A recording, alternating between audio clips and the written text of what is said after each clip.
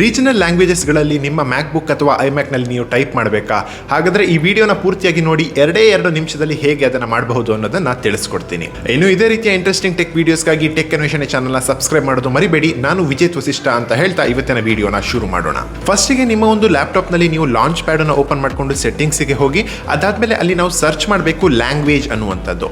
So ಇಲ್ಲಿ ನಮಗೆ ಒಂದು ಆಪ್ಷನ್ ಕಾಣಿಸ್ತಾ ಇದೆ, ಲ್ಯಾಂಗ್ವೇಜ್ ಇನ್ಪುಟ್ ಮೆಥಡ್ಸ್ ಅನ್ನುವಂಥ ಒಂದು ಆಪ್ಷನ್ನು. ಅದರ ಮೇಲೆ ಕ್ಲಿಕ್ ಮಾಡಬೇಕು ನಾವು. ಸೊ ಇದಾದಮೇಲೆ ಇಲ್ಲಿ ನೋಡಿ, ಇಲ್ಲಿ ನನಗೆ ಇಲ್ಲಿ ಒಂದೇ ಒಂದು ಆಪ್ಷನ್ ಕಾಣಿಸ್ತಾ ಇದೆ, AUS ಅಂತ. ಎ ಅಂತ ಹೇಳಿದರೆ ಇಂಗ್ಲೀಷ್ ಅಂತ, US ವರ್ಷನನ್ನು ನಾನು ನನ್ನ ಒಂದು ಲ್ಯಾಪ್ಟಾಪ್ನಲ್ಲಿ ಇಟ್ಕೊಂಡಿರುವಂಥದ್ದು. ಸೊ ನಿಮ್ದೇನಾದರೂ ಇಂಡಿಯನ್ ವರ್ಷನ್ ಅಥವಾ UK ವರ್ಷನ್ ಇದ್ದರೆ ಆ ರೀತಿಯಾಗಿ ರೆಸ್ಪೆಕ್ಟಿವ್ ಆಗಿ ಅದು ಶೋ ಆಗುತ್ತೆ. ನನ್ನರಲ್ಲಿ ಅದು US ವರ್ಷನ್ ಇಂಗ್ಲೀಷ್ ಇರುವಂಥದ್ದು.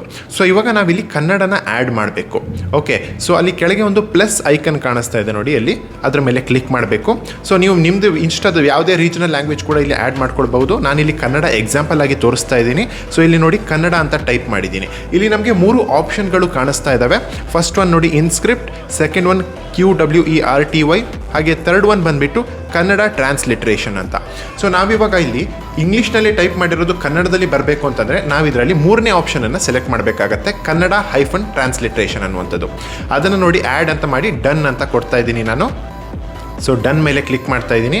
ಅಲ್ಲಿ ಮೇಲೆ ನಮಗೆ ಆಪ್ಷನ್ ಕಾಣಿಸ್ತಾ ಇದೆ ನೋಡಿ, ಇಲ್ಲಿ ಕ ಅಂತ ಬಂದಿದೆ. ಸೊ ಎಕ್ಸಾಂಪಲಿಗೆ ನಾನು ನೋಟ್ಸ್ ಓಪನ್ ಮಾಡಿಕೊಂಡು ತೋರಿಸ್ತೀನಿ ನಿಮಗೆ, ಒಂದು ಟೈಪ್ ಮಾಡಿ. ಇಲ್ಲಿ ನೋಡಿ, ಇಲ್ಲಿ ಎಕ್ಸಾಂಪಲಿಗೆ ನಾನು ಟೆಕ್ ಅನ್ವೇಷಣೆ ಚಾನಲ್ಗೆ ಸ್ವಾಗತ ಅಂತ ಬರಿತಾ ಇದ್ದೀನಿ. ಬಟ್ ಇವಾಗ ಏನು ಬರಿತಾ ಇದ್ದೀವಿ ಇದು ಇಂಗ್ಲೀಷ್ನಲ್ಲೇ ಬರ್ತಾ ಇದೆ, ನಿಮಗೆ ಕಾಣಿಸ್ತಾ ಇದೆ.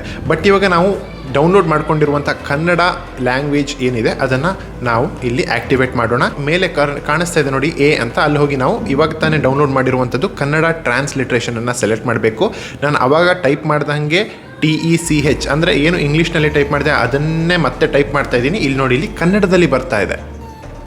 ಇದು ಕನ್ನಡ ಮಾತ್ರ ಅಲ್ಲ, ತೆಲುಗು, ತಮಿಳ್, ಮಲಯಾಳಂ, ನಿಮಗೆ ಯಾವುದು ರೀಜನಲ್ ಲ್ಯಾಂಗ್ವೇಜ್ ಇದೆ ಅದರ ಎಲ್ಲದರಲ್ಲೂ ವರ್ಕ್ ಆಗುತ್ತೆ. ಸೊ ಹೇಗಿತ್ತು ಇವತ್ತಿನ ವಿಡಿಯೋ? ಈ ವಿಡಿಯೋ ಇಷ್ಟ ಆಯಿತು ಅಂತ ತಿಳ್ಕೊಳ್ತೀನಿ. ಇನ್ನು ಇದೇ ರೀತಿಯ ಇಂಟ್ರೆಸ್ಟಿಂಗ್ ಟೆಕ್ ವೀಡಿಯೋಸ್ಗಾಗಿ ಟೆಕ್ ಅನ್ವೇಷಣೆ ಚಾನಲ್ನ ಸಬ್ಸ್ಕ್ರೈಬ್ ಮಾಡೋದು ಮರಿಬೇಡಿ ಅಂತ ಹೇಳ್ತಾ ಇವತ್ತಿನ ಈ ವಿಡಿಯೋನ ಮುಗಿಸ್ತಾ ಇದ್ದೀನಿ. ಧನ್ಯವಾದಗಳು.